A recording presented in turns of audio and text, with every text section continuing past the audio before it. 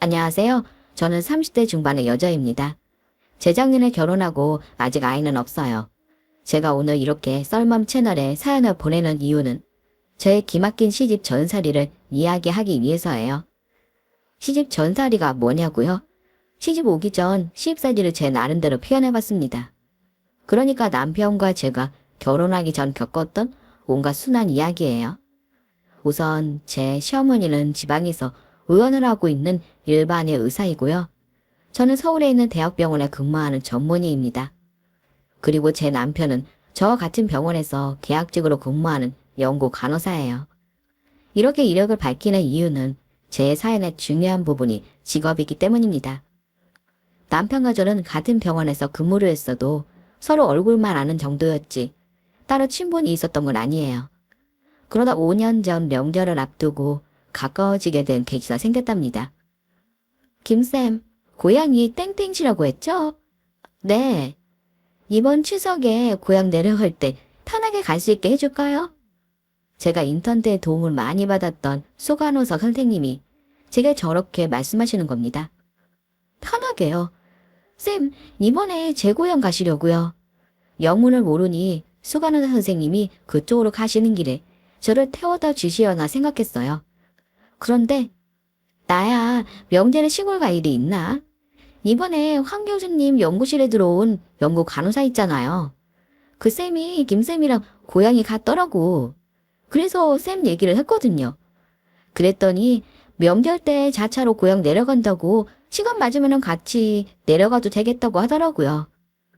어때? 생각 있어요? 저야 완전 땡기죠. 그렇게 남편과 저의 첫 만남은 추석 연휴 병원 주차장에서 이루어졌습니다. 안녕하세요. 수쌤께 말씀 많이 들었어요. 저는 이번에 황 교수님 연구에 참여한 박윤수라고 합니다. 안녕하세요. 김희연이에요. 명절 때마다 고향 가는 차표 구하는 게 하늘의 별 따기라 저도 모르게 덥석 좋다고 했는데 괜히 패기치는 건 아닌가 모르겠어요. 그럴 리가요. 안 그래도 몇 시간을 혼자 운전해가면 심심했는데 오히려 제가 고맙죠. 남자답게 생긴 외모와 달리 서글서글한 성격의 남편은 제가 미안하지 않도록 저렇게 말해주었습니다. 그렇게 우리는 5시간이 넘는 귀향길을 동행하게 되었어요. 고향에 도착했을 때는 밤이 꽤 늦은 시간이었습니다. 남편의 얼굴을 보니 말은 안 했지만 피곤해 보이더군요. 그래서 저는 톨게이트를 지나면은 얼마 가지 않아 나오는 시청에서 내리겠다고 얘기를 했습니다. 시청 쪽에 내려주시면 돼요. 아, 그리고 올라가면 제가 맛있는 식사 대접할게요. 정말 고맙습니다. 같이 와주셨는데 식사는 제가 대접해야죠. 그나저나 집이 어디신데 시청에서 내리세요. 시청 주변에는 집이 없는 걸 남편도 알기에 저렇게 묻더군요. 거기서 택시 타면 금방이에요. 시간도 늦었는데 집까지 데려다 드릴게요. 아니에요. 여기까지 태워다 주신 것만 해도 정말 감사드려요. 제 마음이 불편해서 그래요. 끝까지 책임지고 모셔다 드려야 수세마저도 혼나지 않고요. 사실 저희 동네가 워낙 외진 곳이라서 혼자서 택시를 타고 들어간다는 게 무서웠던 차에 남편이 저리 말해주니 미안했지만은 결국 집까지 얻어타게 되었습니다. 근데 김쌤은 언제 올라가세요? 가는 날도 같이 가실래요? 남편은 명절이 끝나고 서울로 올라갈 때도 같이 가자고 하였습니다. 저는 단박에 좋다고 했고요. 사실 저는 명절이 지나고 휴가가 더 있었습니다. 하지만 남편에게 호감이 생겼기에 같이 올라가겠다고 한 거예요. 그 후 남편과 저는 추석 연휴 내내 간간히 연락을 주고받았어요. 밥은 먹었냐, 뭐하냐, 집에 오니 살 것 같다 같은 쓸데없는 말들이 오가는 와중에도 서로에 대한 탐색전을 벌였던 것 같습니다. 예를 들면 오랜만에 고향 왔는데 친척들한테 시달리지는 않아요? 같은 말들이요. 뭐랄까, 지금 연애를 하고 있는지 아니면 혼자인지를 캐내는 그런 물음 있잖아요. 아무튼 남편과 저는 한 번의 커플로 서로에게 호감을 느끼고 빠르게 가까워졌습니다. 명절이 끝나고는 답례를 하겠다는 이유로 제가 남편을 불러냈고 그러면 남편은 또 얻어먹는 게 미안하다면서 술 한잔 사겠다고 연락을 했어요. 그렇게 한두 번 만남을 이어가는 사이에 어느새 우리는 연인이 되어 있었습니다. 그러던 어느 날이었어요. 시훈 씨, 이번 오프 때 저랑 같이 어디 좀 가지 않을래요? 남편이 조심스럽게 입을 떼더군요. 단박에 가족들에게 인사를 시키고 싶어 한다는 느낌이었습니다. 남편에 대한 제 마음이 커서인지 그 상황이 싫지 않더군요. 아니, 오히려 저도 모르게 마음속에서 이 순간을 기다리고 있었던 듯합니다. 사실 어머니께서 희연 씨를 많이 궁금해하세요. 물론 희연 씨가 불편하다면 뵙지 않아도 됩니다. 아니에요. 저도 어머님 뵙고 싶었어요. 그 후 어머니께서 서울로 올라오셔서 자리를 마련했습니다. 안녕하세요. 윤수한테 얘기 많이 들었어요. 같은 병원에서 근무한다면서요. 네. 우리 윤수는 연구직인데 아가씨는 무슨 과 간호사예요? 심화의 말 속엔 묘하게 저를 깔보는 듯한 느낌이 있었습니다. 하지만 제 오해일 수도 있으니 내색하지 않고 웃으며 대답했어요. 저는 간호사는 아니고요. 정형외과 전문이에요. 의사예요? 어머나, 반가워요. 나랑 같은 직종이네. 나도 의사예요. 제 직업을 들은 순간 심호의 표정이 확 바뀌더군요. 무척 좋아하는 것 같았습니다. 그제야 좀 전에 제가 느꼈던 깔 보는 듯한 느낌이 맞았구나 싶었습니다.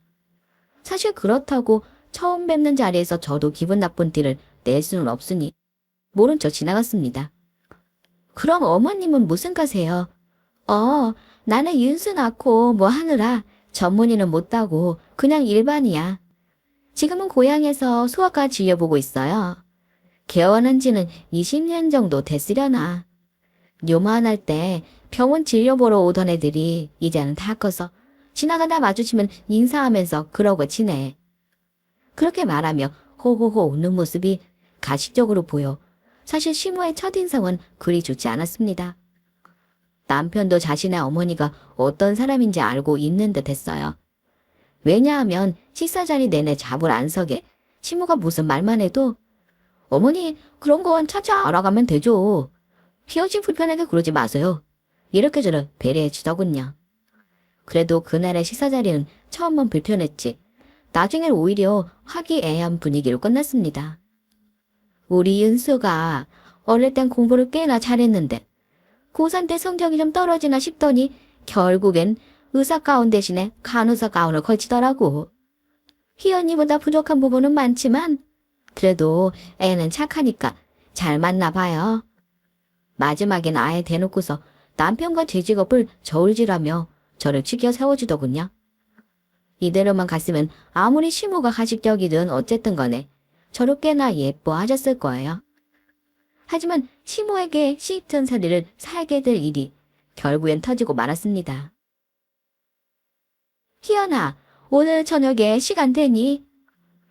네, 저녁엔 따로 스케줄 없어요. 어머나, 잘 됐구나.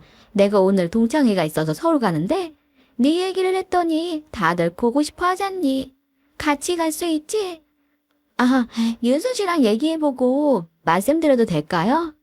갑작스런 말씀에 당황해서 저리 말하니 윤수랑 얘기할 게 뭐 있니? 어차피 다 희연이 네 선배들이니까 인맥 쌓는다 생각하고 가면 되지. 7시까지 서울역에서 보자. 차 가지고 올 거지. 그렇게 전화를 끊고 바로 남편의 연구실로 찾아갔습니다. 윤수 씨, 어머님 오늘 오시는 거 알고 있어요? 어머니가요. 말씀 없으셨는데. 동창회 오신다고 저보고 같이 가자고 하시네요. 안 가도 돼요. 제가 전화해서 말할게요. 남편의 시모의 돌발 행동에 제법 화가 난 것처럼 보였습니다. 아니에요. 어머님 동창분들이면 전부 선배님들인데 저야 당연히 가고 싶죠. 순간 저 때문에 모자 사이에 분란이 생긴 것 같아서 바로 저렇게 말했어요. 하지만 제가 아무리 저리 말한들 불편한 자리라는 걸 어느 누가 눈치를 못 채겠습니까? 희원 씨, 억지로 어머니 맞춰드릴 필요 없어요. 저도 감당 안 되는 분인데 희원 씨가 감당하려고 하지 마요. 그러면서 남편은 심화 자신의 사이에 있었던 일들을 얘기해 주더군요. 어머니는 제가 의사 되길 무척 바랬어요. 저도 어렸을 땐 그저 어머니가 원하시는 의대를 생각했었고요. 근데 나이가 들수록 제가 원하는 건 간호학이라는 걸 알게 되어서 간호학과로 간 거예요. 나중에는 박사학위를 따서 간호학 교수가 되는 게 제 꿈이거든요. 아무튼 그때부터 어머니는 저와 눈만 마주쳐도 의전에 가서 의사 자격을 따라고 사마셨어요. 친구들 보기 부끄럽다는 게 그 이유였죠. 우리 어머니 제가 간호사라는 것도 친구들한텐 말하지 않은 것 같아요. 아마 대충 다른 일을 한다고 말씀하셨을 거예요. 사실 그래서 처음에 어머니께 희연씨 직업도 얘기하지 않았던 거예요. 그냥 같은 병원에서 근무하는 사람이라고만 얘기했었죠. 어머니께서 희연씨가 의사라는 걸 알면은 좋아하시는 것 둘째치고는 이리저리 불러내서 달다 볶을 거란 걸 예상했었거든요. 그러니 희연씨도 어머니가 하자는 대로 하지 마세요. 남편의 이야기를 듣는데 어머님에 대한 반감도 반감이지만 그동안 자신이 하고 싶은 일을 하면서도 마음고생 심했을 남편이 참 안쓰러웠습니다. 난 윤수 씨 꿈 응원해요. 언제든 다시 공부 시작하고 싶으면 얘기해요. 내가 도울 수 있는 건 뭐든 도울게요. 경계적인 것도 물론이고요. 그리고 어머니 동창에 따라가는 건 걱정 말아요. 저 나름대로 수완 좋은 사람이에요. 저는 남편의 걱정을 덜어주려 장난스럽게 수완 좋으니 걱정 말라는 말까지 덧붙였습니다. 사실 걱정이 된 건 맞아요. 그래도 제가 친정엄마를 닮아 넉살 좋은 성격이란 얘기를 꽤 들었거든요. 그리고 이참에 시모가 친구들에게 저를 실컷 자랑하고 남편들 이해해주는 그런 기회를 만들고 싶었습니다. 남편들 결국엔 제 뜻을 받아들여 주었어요. 그럼 서울역에 어머니 모시러 가는 건 같이 가요. 시은씨 면허도 없잖아요. 그렇게 남편과 저는 그날 시간 맞춰서 서울역으로 어머님을 모시러 갔습니다. 그런데 남편을 볼 시모의 표정이 영 좋지 않더군요. 피곤할 텐데 집에서 쉬지 않고 인수 너까지 왜 왔어? 저보단 시은씨가 더 피곤하죠. 얼른 타세요 어머니. 약속 장소가 어디예요? 됐다. 희연이랑 둘이 택시 타고 가면 되니까 난 얼른 들어가. 딱 봐도 남편을 쏙 빼고 저만 데리고 가겠다는 게 보였습니다. 남편의 표정이 어두워지더군요. 어차피 약속 장소에 내려드리고 집으로 갈 생각이에요. 걱정 마세요. 그럼 근처에서 내렸죠. 시모는 남편이 따라오지 않는다는 걸 확인한 후에야 차에 올랐습니다. 약속 장소로 가는 내내 마음도 불편하고 몸도 불편하더군요. 시모도 제가 평소와 다르다는 걸 눈치채고는 은근슬쩍 이렇게 물었습니다. 시연아, 선배들 만나니까 걱정되니? 사실 제 눈앞에서 남편을 무시하는 모습에 그날은 저도 시모의 기분을 맞춰줄 마음이 들지 않았어요. 그래서 조용히 있던 건데 가만 생각하니 오히려 제 행동에 남편이 더 불편할 수도 있겠다는 생각이 들더군요.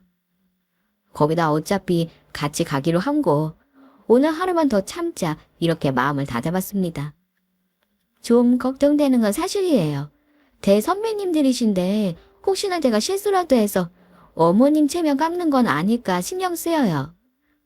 아유, 희연이를 어쩜 생각하는 것도 이렇게 예뻐. 부모님이 얼마나 자랑스러우실까 몰라.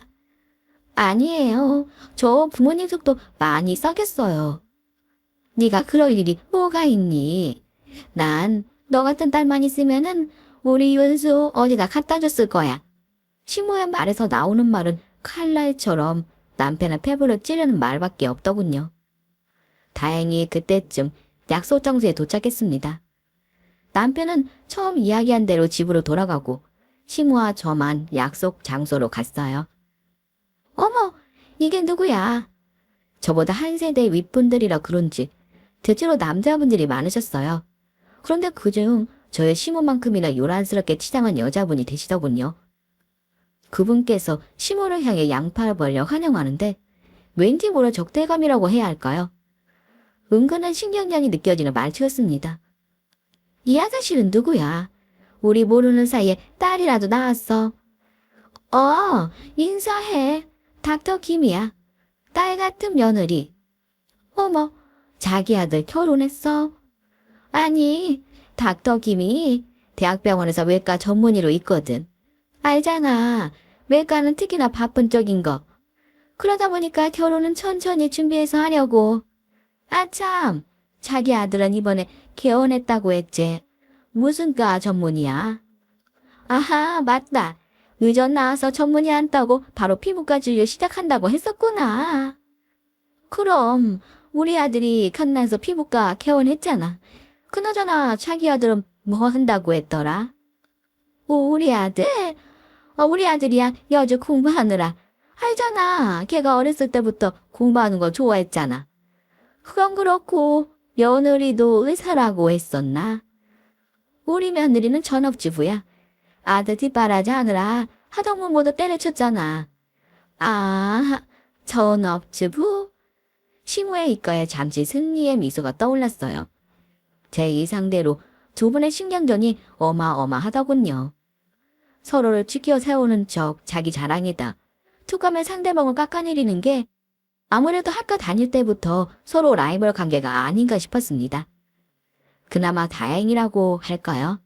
다른 동창분들은 남일에 크게 신경을 안 쓰시는 건지 저에게 선배로서 이런저런 좋은 말씀들만 해주시더군요. 이번에 사돈댁에서 우리 아들 개원시켜준 거 아니야. 사돈이 옛날부터 그 동네 유지셨거든. 그나저나 아가씨는 고향이 어디야? 서울이야? 이번에는 시모의 동창분이 며느리 집 돈자랑을 하면서 입꼬리가 싹 올라가더군요. 그리고는 흠잡을 데는 없는지 제게 질문을 퍼부으셨습니다. 아니요, 땡땡시예요. 그래, 시골에서 왔네. 거기 미역이 니네 고향 아니야. 응, 그래. 그리고 내가 거기에 개원한 지가 20년인데 너도 내가 개원할 때 애들이랑 와봤었잖아. 넌 벌써 그때 기억도 가물가물한가 봐. 너도 이제 청진기 내려놔야겠다. 시몬은 자신이 이겼다고 생각했는지 호호호거리며 과장되게 웃었습니다. 하지만 그 동창분도 만만치 않으셨어요. 어머나 맞다. 시골 내내 갔었지. 서울에서는 병원 일이 워낙 바쁘다 보니까 이것저것 하는 데는 신경 쓸 겨를 없이 세월이 지나네. 시골은 병원도 한가하지. 이거는 자꾸 시골 하는데 우리 고향도 웬만한 중소도시야. 바쁠 땐 정신이 하나도 없어. 그래, 시골은 의사도 귀할 테니까. 그럼 아가씨 부모님도 시골에서 평원하셔.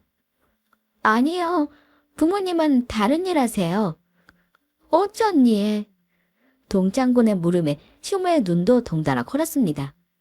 아무래도 내심 제 부모님이 하시는 일이 궁금했던 것 같아요. 장사하세요. 장사. 사업하시는 거야. 아, 사업까지는 아니고 시장에서 생선가게 하세요. 저희 외갓집이 대대로 해오시던 일이라서 부모님 두 분이 가업을 잇고 계세요. 사실 이때까지 저는 제 부모님 직업에 부끄러움 같은 건 전혀 없었습니다. 물론 지금도 마찬가지고요. 그런데 시모의 입술이 파르르 떨리는 게 보이더군요. 거기다 동창분을 완전히 기세등등해진 말투로 시모를 치켜 세우는 척 무시하기 시작했습니다.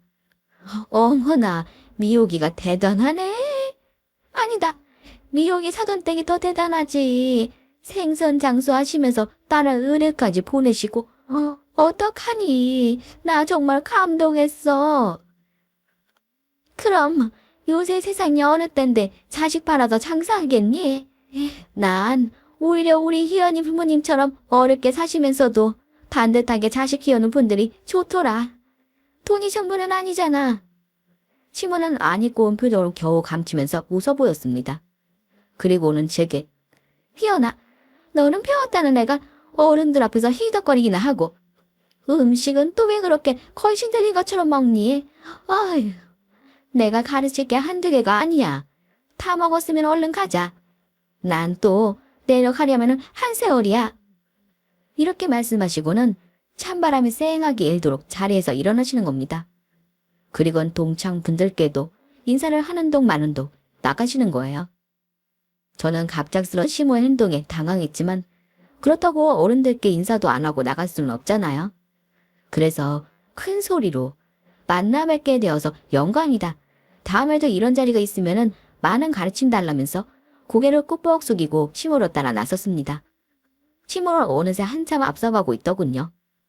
제가 증거름으로 시모를 쫓아가자 무슨 스토커 대하는 것 마냥씩 돌아서서 거리를 두고 저를 노려보시는 게 아닙니까? 솔직히 기분이 무척 나빴지만 저희 엄마가 항상 하시는 말씀을 떠올리며 참았습니다. 상대방이 어거지를 뜨면은 거기에 장단 맞추지 말고 너는 네 기분에만 신경 써. 가장 중요한 건 네가 행복한 거란다. 이렇게 말씀을 하셨거든요. 저는 시모의 팔짱을 끼며 분위기를 풀어보려 말했습니다. 어머니, 제가 정말 딸 같은 며느리예요? 시모는 제 말에 정색을 하며 팔을 빼더군요. 예. 어찌나 앙칼진 목소리로 저를 부르는지 깜짝 놀라 멈칫하고 말았습니다. 너 어디서 어머니며 며느리며 함부로 그런 소리라니. 네가 지금은 윤수랑 좋아 지낸다고 해도 식 올릴 때까지는 아무도 모르는 거다.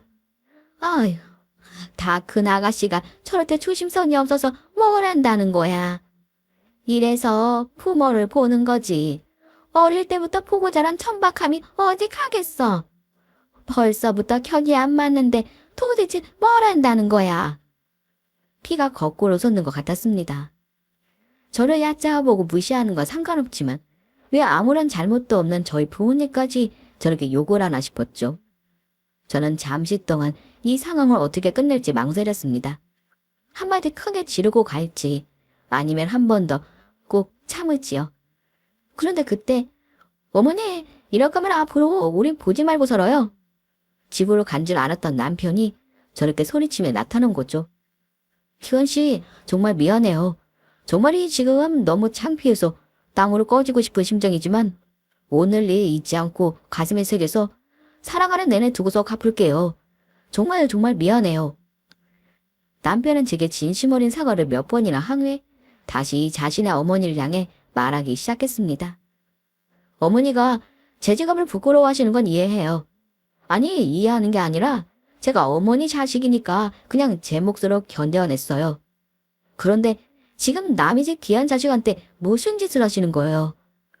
의사라니까 좋아서 어머니 맘대로 동창회 끌고 가시더니 도대체 언제 봤다고 시어씨 부모님 욕을 하시는 거예요? 오늘 처음으로 어머니가 정말 부끄럽습니다. 조심히 내려가시고 앞으로는 어머니 소원대로 저도 남처럼 살아드릴게요. 남편은 저렇게 말하고 제 손을 잡고 자리를 떠났습니다. 윤수 씨, 아무리 그래도 어머니한테 너무 심한 거 아닐까요? 사실 말만 저렇게 했지 저도 시모한테 달려가 기분 풀어드릴 마음은 눈꽃만큼도 없었어요. 그렇게 한 달 정도 시간이 흘렀나 봐요. 어느 날인가 간호실에서 호출이 오는 거예요. 급한 환자라도 생겼나 해서 가보니까 이게 무슨 일인지 시모가 저를 기다리고 있는 게 아니겠습니까? 너는 어떻게 된 애가 어른이 그렇게 갔는데 연락 한 번이 없니? 아휴, 이래서 보고 자란 게 아니다, 됐다. 잔소리나 늘어놓으려고 온 거 아니니까. 시모는 예전보다는 한층 꺾인 눈빛으로 제게 말했습니다. 너 우리 윤수랑 결혼할 생각이니? 아직 윤수 씨랑 구체적으로 얘기한 적은 없어요. 왜? 우리 윤수가 간호사라서. 너 그렇게 안 봤는데 내가 참 이기적이구나. 네, 그게 무슨 말씀이세요? 저는 윤수 씨 직업에 대해서 한 번도 이렇다 저렇다 생각해 본 적 없어요. 그게 아니라면 왜 결혼 얘기가 없는 거니? 시모의 말도 안 되나 오거지에 한 달 전 일이 떠오르더군요. 어머님, 그게 아니라. 너, 어머님 쏘리. 너 내가 뭐라 그랬니?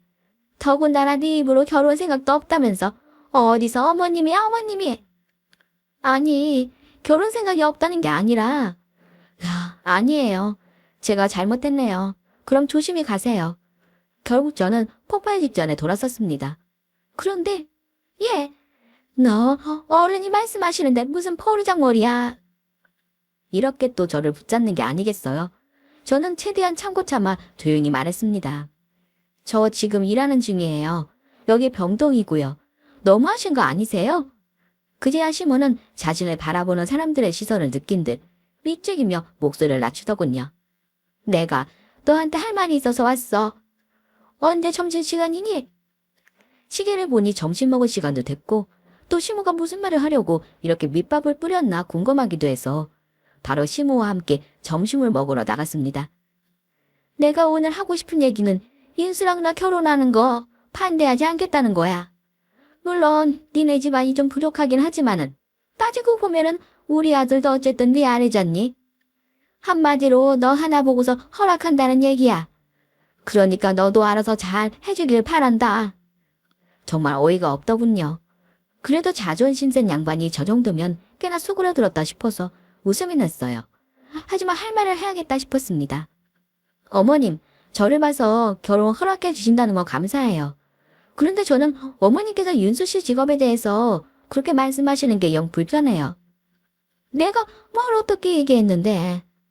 남들한테 얘기하는 걸 부끄러워하시는 것도 그렇고 방금도 제 아내라고 하셨잖아요. 사실 하는 일이 다른 거지 의사가 더 높은 직급은 아니잖아요. 어머니는 제 말을 듣는 둥 마는 둥 하셨지만 아무리 그래도 자신의 아들에 대한 이야기니 나름 적응하는 듯 보였습니다. 앞으로는 어머니께서 윤수 씨에 대해서 무시하시는 듯 말씀하지 않으셨으면 좋겠어요. 알겠다. 그건 그렇고 너 윤수한테 전화 좀 해봐라. 한 달째 소식이 없어서 답답해 죽겠구나. 역시 이러니 저러니 해도 자식에 대한 사랑은 어느 부모나 다 마찬가지인가 봐요. 그날 저는 시모의 부탁으로 남편을 불러냈고 둘은 어색하지만 화해를 했답니다. 그리고 이걸 기회로 남편과 저는 본격적으로 결혼 이야기를 하고 준비를 시작했어요. 하지만 시모의 성격이 어디 가나요. 툭하면 남편과 저희 집을 무시하는 말을 꺼내다가 제 눈치를 보며 겨우 입을 닫기 일쑤였어요. 그렇게 시간이 흘러 드디어 상견례가 코앞으로 다가왔습니다. 그런데 남편의 연구팀에 중요한 일이 생겨 남편은 두고 저 혼자 고향으로 내려갔어요. 상견례도 어쩔 수 없이 저희 부모님과 시모 그리고 저만 만나는 자리가 되었죠. 시모는 제가 내려가자 기다렸다는 듯 저를 자신의 병원으로 호출하더군요. 오늘따라 병원에 환자가 붐벼서 그러니까 나 좀 도와라. 황당하긴 했지만 사실 제가 정형외과 전문의가 되기 전에 성악과 쪽으로도 고민을 많이 했었거든요. 이참에 경험도 쌓고 잘 됐다 싶어서 알겠다고 했습니다. 그렇게 아이 한 명을 지휘하기 시작했어요. 감기 증상으로 며칠 전 내원했다 차도가 없어서 다시 찾아온 아이였습니다. 원장 선생님께서 감기라고 하셨는데 나이제 약을 먹여도 차도가 없어요. 대학병원에 가서 검사를 해볼까 싶어서 소견서 좀 받으러 왔어요. 아이의 엄마가 걱정스러운 얼굴로 말하더군요. 저는 아이의 증상과 발병 시기 등을 확인하고 간단한 치유를 시작했습니다. 시모가 진단 내린 것처럼 얼핏 감기로 보이긴 했지만은 가만히 보니 유행성 출혈열이 의심되더군요. 증상을 보니 유행성 출혈열이 의심되는 부분이 있어요. 저는 소견서에 유행성 출혈열에 대한 진단을 내려주었습니다. 그런데 그날 밤 시모가 제게 전화해서 난리를 치는 게 아니겠어요? 너, 네 병원 아니라고 치유 아무렇게나 할래. 가벼운 감기를 가두고서 유행성 출혈열이니 뭐니 꼴값을 떨고 있어. 모르는 건 나한테 물어야지. 왜 너 마음대로 진단을 내려? 그애 대학병원 가서 오진 나면은 누가 책임져? 네가 책임질 거야. 뭐 이렇게 아무튼 난리도 아니었습니다. 저는 제 나름대로 소신이 있었기에 사실 시모의 말이 딱히 신경 쓰이진 않았어요. 그런데 걱정이었던 거는 다음날이 상견례 날이라는 거였죠. 누구한테 불똥이 튈지 모르니 바짝 신경이 쓰이더군요. 그리고 다음날이 되어 한시집에서 살얼음판 같은 상견례가 진행되었습니다. 안녕하세요, 인수 어머님. 네, 안녕하세요. 시모는 표정부터 저희 부모님을 깔보는 듯 고개를 살짝 들고 눈을 아래로 내려 깔면서 퉁명스럽게 인사를 받더군요. 그 순간 까딱하면은 시모와 영 끊고 살 각오도 해야겠다 싶었습니다. 그런데 저희 엄마는 앞에서도 잠깐 얘기했지만은 성격이 꽤나 긍정적인 분이세요. 그리고 아버지는 워낙 무뚝뚝해 감정 표현이 거의 없으시고요.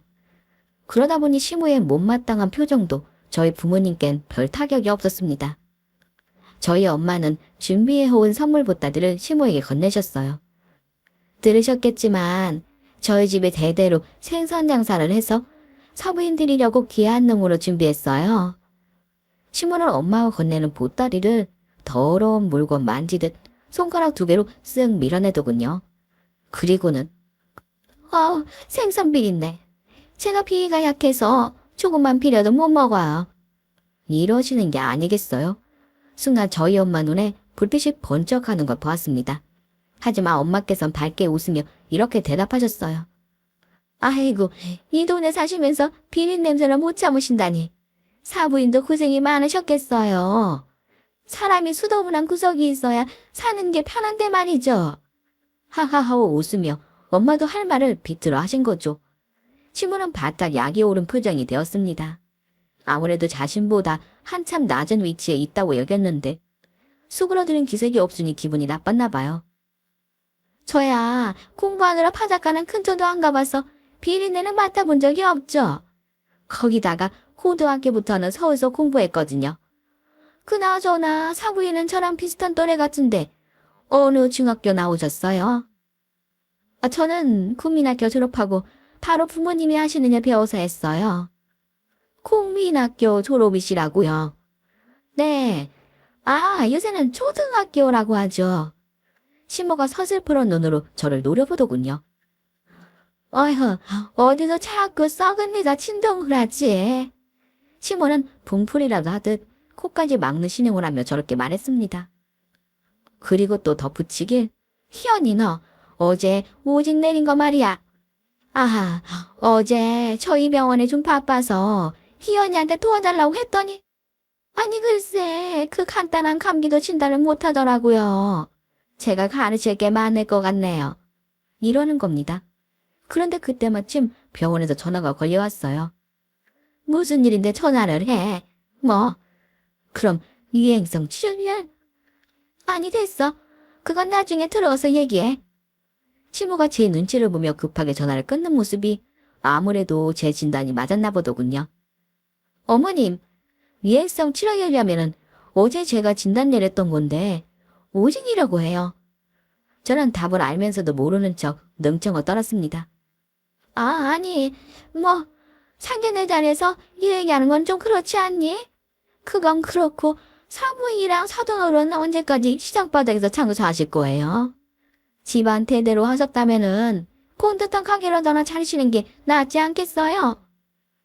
시장 장사면은 어떻고 가게 장사면 어때요? 장사가 다 거기서 거기죠. 애들 체면도 생각하셔야죠. 애들이야 지들이 잘났는데 부모가 좀 못났다고 흠이 되겠어요? 아주 칼과 방패처럼 시모는 저희 엄마를 누르려 안다라고 저희 엄마는 웃으며 통통 받아치고 정말이지 끔찍한 상견례였습니다. 그렇게 집으로 돌아간 저는 엄마께 미안하다고 사과를 했어요. 엄마, 나 정말 윤수 씨 하나 보고 결혼하는 건데 이게 맞는 건지 모르겠어. 엄마랑 아빠까지 윤수 씨 어머니한테 시달리게 해서 미안해. 예, 네 시엄마 될 사람 저렇게 보여도 풀밭에 난 풀만치나 약한 사람이야. 그냥 넌 아무 소리 말고 이거나 갖다 드려. 이게 뭔데? 또 싫은 소리 들으면 기분 나빠서 어쩌려고 이런 걸 준비해. 저는 또다시 엄마가 내민 보따리를 보면서 눈물까지 글썽였습니다. 희연아, 너는 엄마를 뭘로 보고 그러니? 엄마도 여기서 가만히 앉아만 있었던 건 아니다. 네 시엄마에 대해서 너보다 아는 게 많아. 그러니까 그냥 엄마만 믿어봐. 그렇게 저는 엄마가 주신 보따리를 가지고서 다음날 시모의 병원으로 갔습니다. 마침 제가 진료로 봤던 아이의 엄마가 기다리고 계시더군요. 아이쿠, 이 집 며느리 들분이라는 얘기 듣고 혹시나 또 뵐까 싶어서 찾아왔어요. 선생님 덕에 우리 애가 치료받고 많이 나아졌습니다. 감사해요. 유행성 질환율은 딱히 치료 방법은 없지만은 대증요법으로도 충분히 나을 수 있으니까 너무 걱정 마세요. 감사해야 하는 아이의 어머니를 보니 기분이 좋더군요. 그런데 진료실에서 나오시던 시모가 그 모습을 보더니 또 온짠해진 것 같았어요. 예, 병원엔 무슨 일로 온 거야? 그 보따리는 뭐고? 이거 저희 엄마가 전해드리려고 해서 가지고 왔어요. 또 썩은 생선 같은 거 아니지? 시모는 세모꼴로 눈을 뜨고는 보자기를 건네먹고 진료실로 들어갔습니다. 저도 물론 따라 들어갔고요. 도대체 엄마가 준비한 게 뭔지 감도 안 잡히는 게 엄청 궁금했거든요. 보자기를 푸니 예쁜 함이 하나 나오더군요. 아무튼 네 부모도 자식 시집 보내려는 마음은 가득하다. 하긴 가진 게 없으면. 근데 이게 뭐니? 시모는 구시렁거리면서도 제법 기대를 하는 눈치였어요. 그런데 함 속에는 딸랑 종이 한 장이 들어있지 뭐예요. 이거 뭐라고 써있는 거야? 계례야? 만료로 인한 퇴거 요청? 이게 무슨 말이야? 네 엄마가 뭔데 표현을 빼라 말하니? 시모의 표정이 하얗게 질리기 시작했습니다. 혹시 네 엄마 이름이 최복녀? 네, 저희 엄마 성함이 최복자세요. 어머나, 이를 어째? 시모의 눈이 망망울 만하게 커지더니 갑자기 눈물이 뚝뚝 흐르는 게 아니겠어요? 어머님, 왜 그러세요? 너 지금까지 내가 어떻게 아나? 시험한 거니? 네? 그게 무슨 말씀이세요? 아니, 국민학교 졸업하고 시장에서 생선 가게 한다는 사람이 어떻게 이 건물 주인하는 거야? 그제야 저는 일이 어떻게 돌아가는지 눈치챘습니다. 아, 그게 저희 부모님께서 어선으로 고기를 잡으셔서 경매로 넘기시는 일이라 생각보다 돈을 많이 버세요. 저는 웃음이 나는 걸 겨우 참고 저렇게 말했습니다. 솔직히 말하면은 저것도 저희 집 경제 사정을 줄여서 말한 거예요.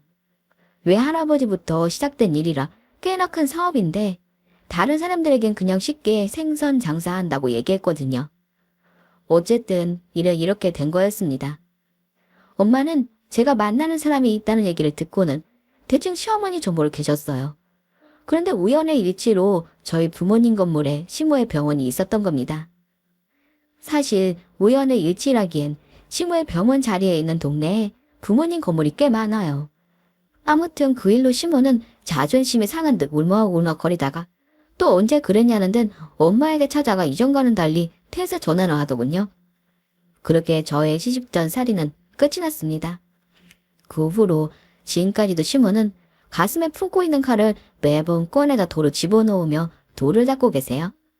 저야 뭐 시모 기분을 맞춰주다가 또 제 감정이 가장 중요하니까 할 말은 하면서 그렇게 지내고 있습니다.